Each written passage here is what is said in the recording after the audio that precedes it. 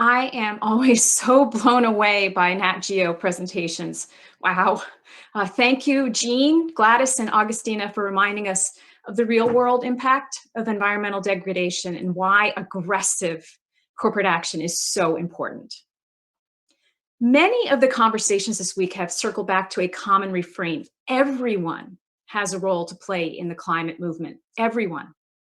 Youth leaders have become especially strong voices in advocating for climate action, justice, and equity for all. What better way to end the GreenBiz 21 keynote program than with a nod to the future and a conversation with two courageous young leaders? And who better to lead that discussion than Shauna Rappaport, Vice President of GreenBiz and Executive Director of our Verge Conference Series. Shauna, the mic is yours. Thank you so much, Heather, and hello, GreenBiz community. Over the last few years, we have, as Heather nodded to, seen an extraordinary uprising of young people all around the world, mobilizing a generational movement, demanding action, not just on the climate crisis, but so many pressing environmental and social challenges. And the thing is that the action isn't just happening on protest front lines. I mean, and in fact, I think one of the things that inspires me more than young people who are changing the world is young people who are dedicating their lives to inspiring and engaging even more young people in changing the world. And today I am so honored to be joined by two youth leaders who are doing just this. Danielle Boyer and Diego Arreola Fernández have each carved out their own unique niche, and yet they share a common mission: to raise up the next generation of environmental stewards and innovators through accessible and inclusive programs so that no one is left behind. Danielle and Diego are both 2020 recipients of the prestigious Brower Youth Award, given each year to 6 young people in North America for outstanding leadership in the environmental movement. We are so thrilled to have them with us at GreenBiz 21 as our closing keynote. Welcome to you both. Now, before we dive in, I want to encourage all of you to share your questions in the chat. We will make sure to save some time at the end of the conversation to weave those in. So with that, I'd love to start with the journey that brought each of you here. Danielle, your work began at the age of 10 when you saw that STEAM education, that's science, technology, engineering, art, and math, wasn't as accessible in low-income communities, including your own Ojibwe tribe in Troy, Michigan. What was it like to realize at such a young age that this disparity in access was putting young people and our collective future at such a disadvantage? Thank you so much. First of all, I am so happy to be here. This is so exciting to be able to share this space with Diego especially, and to share my perspectives in STEAM. I'm actually an urban native, and my reservation is in the Upper Peninsula of Michigan. I live far below near Detroit, Michigan, and I spent a lot of my childhood being pretty isolated because I was actually homeschooled for most of my life. At our homeschool group, there weren't a lot of classes in science and technology, and I saw that my little sister was really interested in it. And I was like, there has to be something out there, right? And I was at Costco one day and I saw these animal puppets. And I was like, Mom, what if I taught an animal science class? She's like, girl, you're 10 years old. What do you mean? And she ended up letting me teach a class. I put together the curriculum. I was writing a bunch of lesson plans. I was so excited. And that was the start of my long journey in STEAM education. But when I was teaching that class and when I was getting started, especially in kindergarten teaching, I noticed that a lot of the resources that a lot of educators used to teach were just so expensive. And I know I wasn't able to afford them, and neither were the students or the communities that I was working with. I mean, a robot was around $500. That's crazy, just for an educational bot. I knew that I had to make change, but I really wasn't sure how. I felt like I wasn't able to have the power or the capability to make change, especially in technology. A lot of people tell young girls especially that we're not supposed to be in STEAM and that we're not supposed to be inventors and change makers. And that can really be discouraging, and it can really weigh on you. But I'm glad that I didn't let those negative words take me down, because I'm able to share my experiences with my students and be able to influence them to love their STEAM superpowers and use their skills in everything from science to tech to art to be able to change the world for the better. And for me, I use robotics to do that because I think robots are really, really cool. Well, I'm excited, Danielle, in just a little bit to get a little deeper into the work of your organization that you founded and run, STEAM Connection. Diego, I want to pass it to you right now. You found your personal passion for public speaking at the age of 7, living in your home city of Mexico City. And now you're on a mission to help other young people and people of all ages find their voices and help create the positive change that they want to see in the world. Where did you source your courage to speak up so boldly? And how do you inspire that kind of courage in others? Thank you so much, Shauna, and I am very happy to be here along with you and my dear friend and fellow awardee, Danielle Boyer. I must say, first of all, that when I was 6 years old, and that was 1 year before I found my passion for public speaking, as you said, I was definitely not a public speaker. I was shy, I was bullied, I was the smallest kid in my classroom, I was an introvert.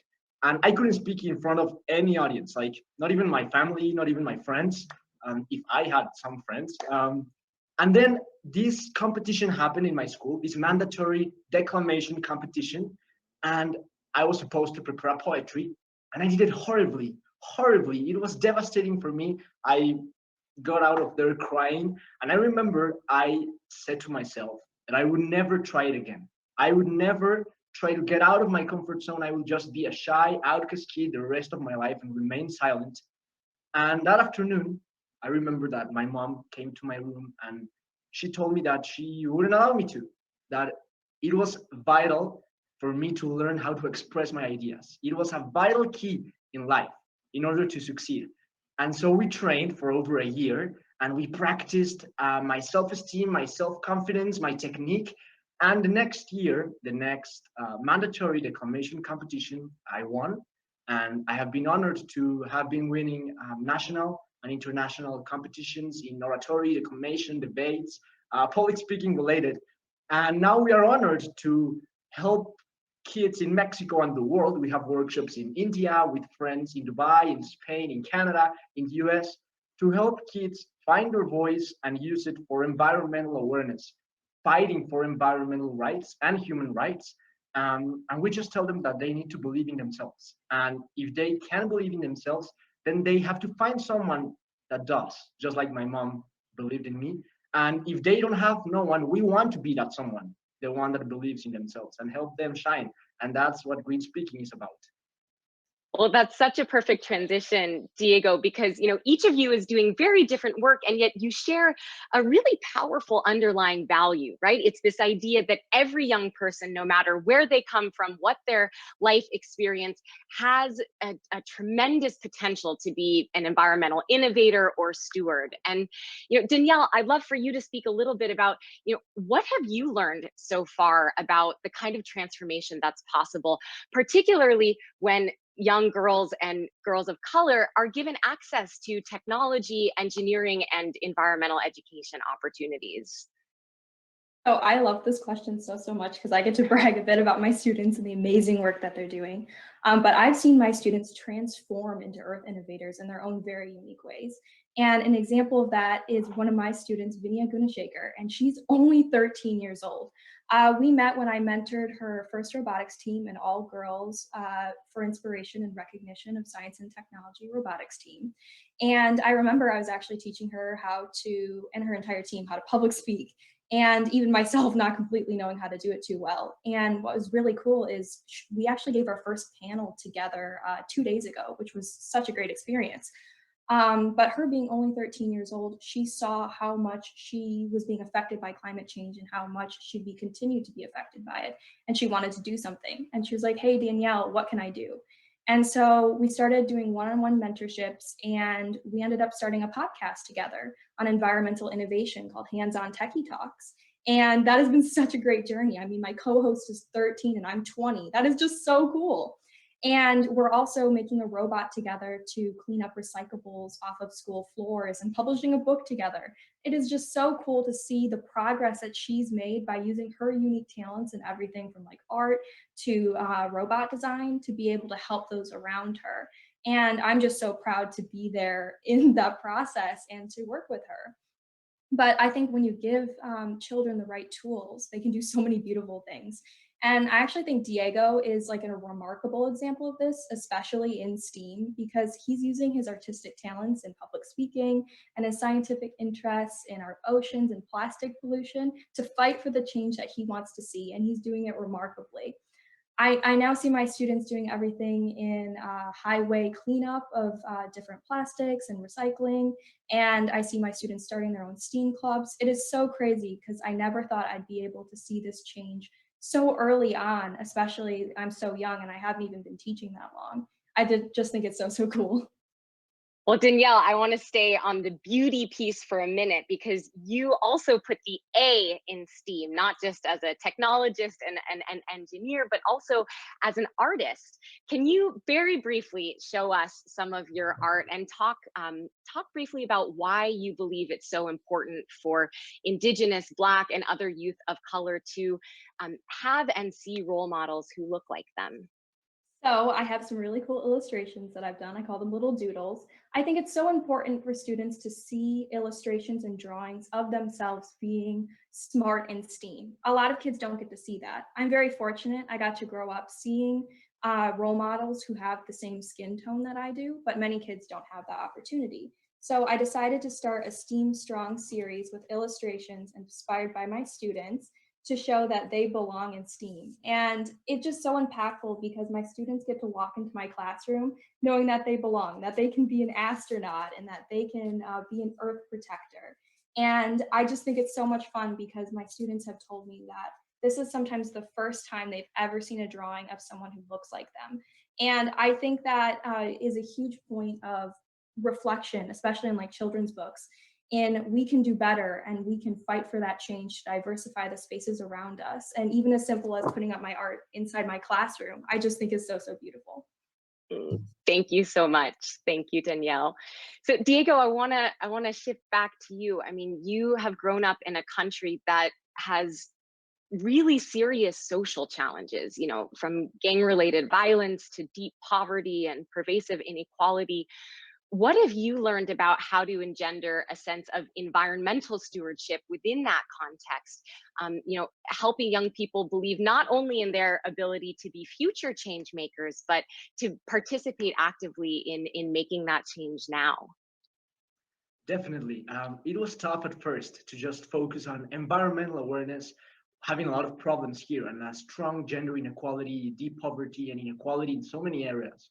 But I think we soon realized that sustainability is about like those three pillars: society, environment, and economics. So when we teach these kids how to fight for sustainability and how to become earth protectors, they are fighting for equal opportunities for all, protecting the environment and protecting society. And working with these kids, with our communities, we have realized that there are always two kinds of kids. As Danielle was saying, there are these kids that are so talented and like have this passion for STEAM or for music, for public speaking. And so we want to help those kids that might lack a bit of the knowledge about climate justice and the climate change and what is happening and how to solve it, and use their talents in favor of these solutions. And on the other hand, we have the kids that have this deep sense of care towards Mother Nature and that have this consciousness and responsibility and amazing ideas, but they don't know how to communicate them, how to inspire more people, how to motivate people, because they are shy, just like I was when I was 6 years old. And so we also want to work with those kids so that they can enhance their projects and become the next change makers and join the protests that are already happening. Because the kids that are protesting, and I include myself, it requires a lot. You have to have the knowledge of what's happening and the confidence to go and fight for your future and for what you believe in. But we want every kid on the planet and every young voice to be heard and to be fighting on those protests or initiating their own campaigns or their own amazing work, or joining amazing communities and organizations, just like the Steam Connection with Danielle, become green speakers. But they have to have both. They have to be informed and they have to be confident. Beautiful, thank you. So I wanna bring it to where we are now in the GreenBiz context. And Heather, we're gonna come to you for some questions in just a minute. But bringing it home to GreenBiz, you are speaking right now to an audience of thousands of leaders, mostly adults, working inside of companies and organizations that are deeply committed to environmental and social responsibility. What are some of the things that you want in partnership with the private sector, either as corporate partners or from individuals as intergenerational allies? Diego. Definitely. From my experience working with local businesses and restaurants here in Mexico, what I've loved the most is that most of them really pay attention to my concerns and to my voice, and really hear what I have to say and the facts and with science. And therefore that they take immediate and substantial action. And I think that's something remarkable and something that we need, because we need to unite and we need to work together, businesses, nonprofits, individuals, kids. It doesn't matter the age difference or the experience, because we all want a same bright future and a better society, not a better planet, because we already have the most wonderful home that we could ask for, but a better society and more responsible. And so specifically to green speaking, what I would ask is that we need more strategic, committed and responsible partners across North America, across the world, across Europe, because we want to bring this environmental education to as much communities as we can and to have as many informed and conscious leaders as we can. So go to greenspeaking.org.com and follow us. Hit us with an email at greenspeaking.org@gmail.com. Thanks, Diego. And I'll do a quick plug right now. We're going to be doing a breakout later this afternoon where we're going to be going much deeper into these topics, into this topic of opportunities for partnership and collaboration with the private sector. Danielle, what comes up for you? To me, it's more than just funding. I want partners who emphasize diversity especially and listen to young voices and create systems to back that up too. I once did diversity training for a company called Dassault Systems and their Champions program. I talked to so many engineers around the world, and I honestly didn't know what to expect. I didn't know if my stories on diversity would be received. I didn't know if it would be well accepted, especially by the engineering community, but it was. And it just shows that collaborating with these organizations to show what our passions are and to work together on everything from diversity to youth voices is so, so important. And to have those companies listen to us and support us is so, so meaningful. And I also think it shows that you don't need to create new initiatives always to make change.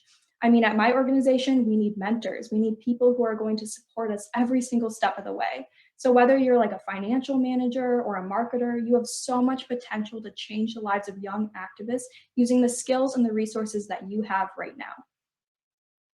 Thank you, Danielle. We're quickly running out of our time, but Heather, I'm going to pass it over to you to bring in at least one question from the audience. Super, thank you. Danielle, you have a few more podcast subscribers as of now, and people want to know about your prints. But the question I'm going to raise is, how do the two of you balance putting time into this meaningful work and taking time for yourself? I think that a lot of us young people tend to take things like personal time and mental health, and we tend to put it on a back burner, but I don't think we need to do that. For me, taking the time to even talk with Diego and share our ideas has been awesome, because it's so great to meet like-minded people and to have a sense of community and to balance those two things. And it really takes the pressure away from just working all the time, but even socializing via Zoom when we can't see people in person. Definitely. I agree. And when you do what you love, and I love what I do, because I love public speaking and connecting with people and inspiring people with my own example and my own story of how a young kid that was shy could inspire more people. It is wonderful, and it is easy to balance it with other things, and like working in other projects, serving also as a squad leader, and help other kids tackle plastic pollution in their own communities, as for the Ocean Heroes network, another amazing network that taught me how to balance it all, and how to work my strengths. So I think it's all about just doing what you love and going with the flow. Well, I want to build on Heather's question and end on a personal note. We have just 1 minute left, but there is no question in my mind that in the last 20 minutes, you have deeply inspired the GreenBiz community. Where do you source your inspiration? Danielle? I pull my inspiration and passion from so many different places, like my communities, my culture, my students, and my peers who are changing the world every single day. I'm just really proud to have the resources to be able to pursue my STEAM passions and to allow other students to be able to do that too. Me too. From my students, my community, from youth, like-minded people just like Danielle, my fellow awardees, and from the Ocean Heroes Network. As I was saying, that's where I found my vocation, and that I wanted to use this passion for changing the world and inspiring more people to do it. So thank you very much. It was an honor to be here. Well, I'm pretty confident we can say that your community has just grown by several thousand people. The number of folks you have inspired through your work has grown by several thousand people. You both make me feel so much more hopeful about the future. I'm so grateful for your leadership, your commitment. You've got this, we've got you, we're in this together. Danielle and Diego, thank you so, so much. Back to you, Heather. Wow, thank you. Thank you, Shauna, for leading such a powerful discussion. And